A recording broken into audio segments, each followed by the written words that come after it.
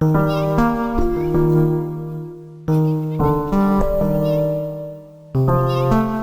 më i shkurtër me aeroplan është midis ishujve Orkney të Vesrej dhe Papa Vesrej, të cilët shtrihen në Skocinë Veriore.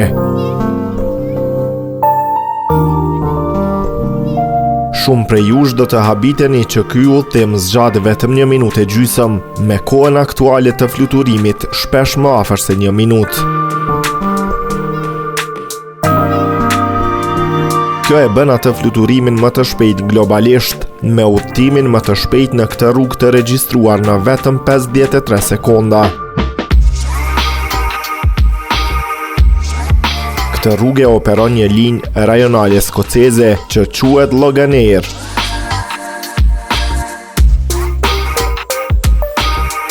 Fluturimi është pjesë e një qarku me 3 aeroporte që lidh aeroportin Vesrej, aeroportin Papa Vesrej dhe aeroportin Kirkwall.